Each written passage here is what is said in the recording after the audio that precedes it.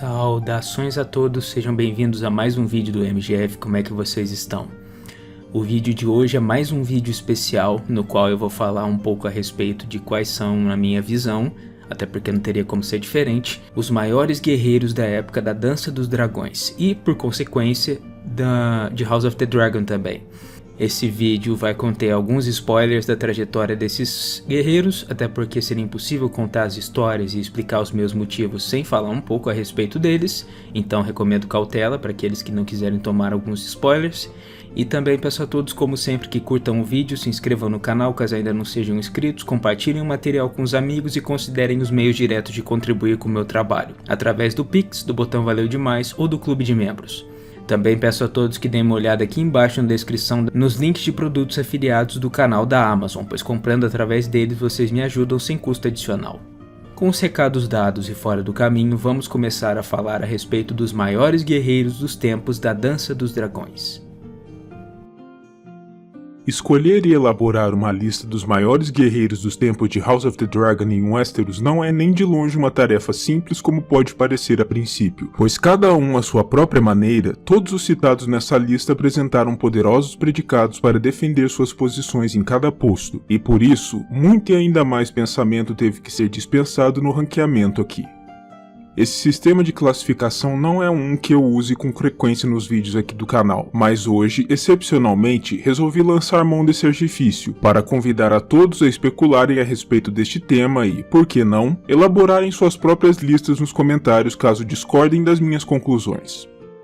Os critérios que usei para a elaboração de minha lista aqui presente foram a idade e a experiência dos guerreiros em questão, sua habilidade individual, os trunfos que tinham ao seu dispor para exercerem um poder e, talvez ainda mais importante, o impacto que tiveram por sobre a história da dança em particular, mas também sobre o legado da Casa Targaryen em geral após a guerra, pois afinal de contas, esse era um conflito que deixaria profundas marcas na história da dinastia, para o bem e, principalmente, para o mal.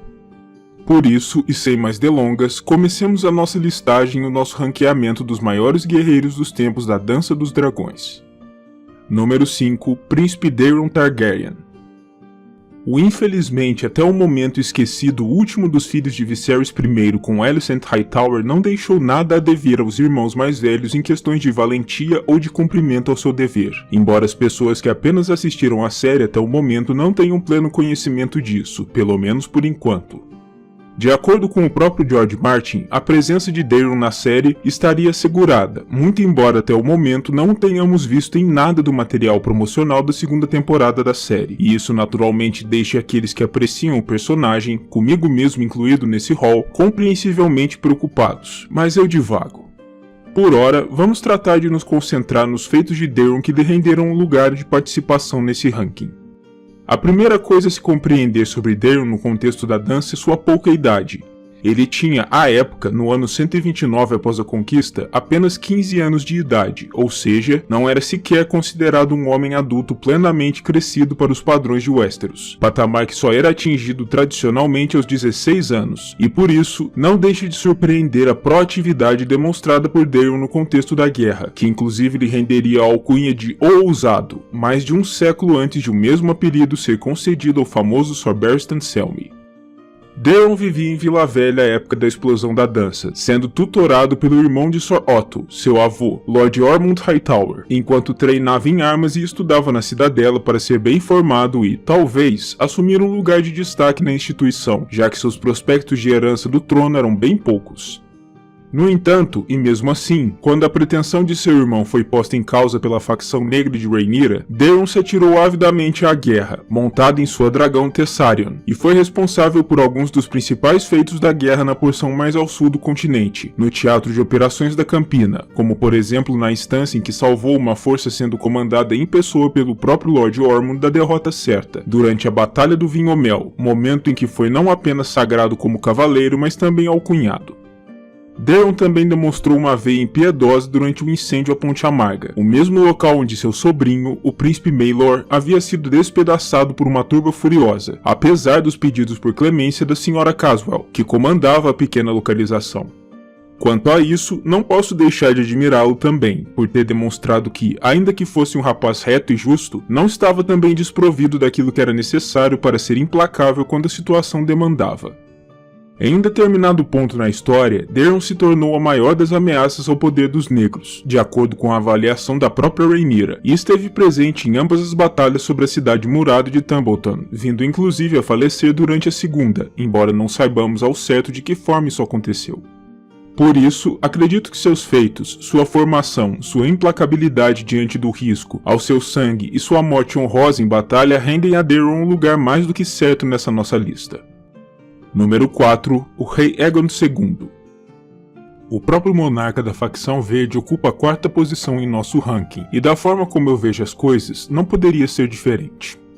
Aegon nunca foi exatamente um modelo de honra ou proezas militares, tendo sido criado de forma até mesmo meio deficiente por seu pai, já que Viserys não o via como seu herdeiro presumido ao trono. No entanto, é preciso dizer que, após o início efetivo da guerra, ele demonstrou uma capacidade que a própria Rhaenyra não demonstrou para ir para o combate em nome da defesa de sua pretensão. Enquanto a Rainha Negra se escondia por detrás do marido e de outros defensores de sua causa, Aegon partiu para o combate montado em seu Sunfire, sempre se colocando na linha de frente das lutas, e só parando após ser horrivelmente queimado na maior parte do corpo sobre o pouso de gralhas, ainda que o saldo final da batalha tenha sido a derrota e a morte de sua adversária, a princesa Rhaenys. Depois desse embate, Aegon permaneceu na retaguarda enquanto se recuperava de sua prova de fogo, mas ainda assim conquistou mais uma vitória estratégica sobre a própria Rhaenyra quando tomou de assalto na surdina a Fortaleza de Pedra do Dragão e depois capturou Rhaenyra de forma sorrateira, quando esta retornou ao que pensava ainda ser seu domínio. No fim das contas, Aegon se mostrou, ao menos no aspecto militar, um governante mais proativo e mais cumpridor, e demonstrou também que era um guerreiro destemido, até mesmo ao ponto da temeridade, mesmo sendo líder de sua facção para todos os efeitos, uma característica que eu admiro, mas que, ao mesmo tempo, não posso também deixar de apontar como algo arriscado. Número 3. Sir Criston Cole.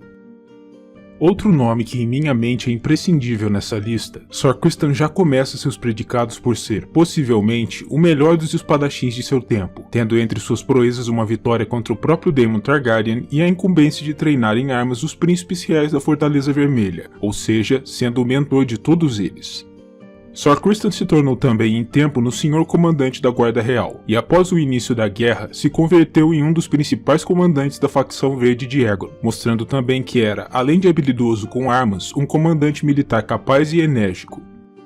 Ele ficou responsável pelo comando das forças do solo da facção, e liderou os exércitos verdes em algumas das principais batalhas da guerra, vindo inclusive a falecer durante uma delas, o chamado Baile do Açougueiro, que foi uma clamorosa derrota para os verdes, mas ainda assim, Criston morreu como um verdadeiro cavaleiro deveria morrer, lutando, de espada em punho. Número 2. Príncipe Aemond Targaryen. Por aqui, também não é difícil de compreender o posicionamento do príncipe Aemond, que se tornou em essência no grande flagelo das terras fluviais durante a maior parte da dança, e acabou sendo um dos protagonistas do mais emblemático confronto de toda a guerra. Sendo um comandante relativamente bastante jovem à época, com apenas 18 para 19 anos, não seria de se esperar automaticamente que Aemond se lançasse com tanta ferocidade ao combate, mas ele assim o fez, até mesmo, talvez, por estar advogando em causa própria, por assim dizer, já que era um dos figurantes na linha sucessória verde ao trono, e em um determinado ponto na narrativa, chegou até mesmo a usar a coroa de Aegon II, dizendo em alto e bom tom que ela lhe caía melhor do que ao irmão. Aemond foi um dos principais comandantes militares de sua facção, liderando as forças a partir dos céus montado na temível e monstruosa Vhagar, enquanto Sir Criston, conforme já citado, liderava as forças em solo. Por fim, o rapaz acabou falecendo após seu saque às terras fluviais, em um combate singular de extermínio contra seu tio Daemon, sobre o lago Olho de Deus, com uma espada trespassada por seu crânio, falecendo antes mesmo de atingir o chão. E no primeiro lugar, Príncipe Daemon Targaryen. Finalmente, encabeçando nossa lista, temos aquele que não foi o maior guerreiro de sua geração, como sugerem alguns, mas foi ainda assim o mais impactante guerreiro dos tempos da dança, em todos os sentidos em que atuou, e não poderia deixar de figurar em nossa relação. O príncipe Daemon, conhecido como Trapaceiro e como Príncipe da Cidade, em referência a Porto Real, é um indivíduo que dispensa maiores apresentações, sendo uma das figuras mais famosas e infames dos tempos da Guerra Civil, e tendo um papel preponderante nos esforços de guerra da facção negra. Sendo o marido de Rhaenyra e, portanto, seu rei consorte, ele lutou em nome dos próprios interesses tanto quanto em nome dos interesses da esposa, sendo responsável, por exemplo, pelo ardil que livrou a capital da presença do sobrinho Aemond, permitindo que os negros a tomassem e permanecessem em seu comando por pelo menos meio ano, e também sendo protagonista em diversas vitórias de sua facção por sobre as Forças Verdes, montando em sua besta alada Caraxes. O final de Daemon é algo incerto, pois ainda que a história registre que ele faleceu devido à sua queda após a luta singular contra o sobrinho sobre o Olho de Deus, seu cadáver jamais foi encontrado, o que ensejou rumores de que ele pudesse ter sobrevivido à queda, embora essa afirmação também careça de fontes confiáveis. No fim das contas, Daemon pode ter sobrevivido à queda e pode ter ainda vivido mais do que todos os outros líderes de sua facção, demonstrando que, além de tudo, ele era também bastante sagaz.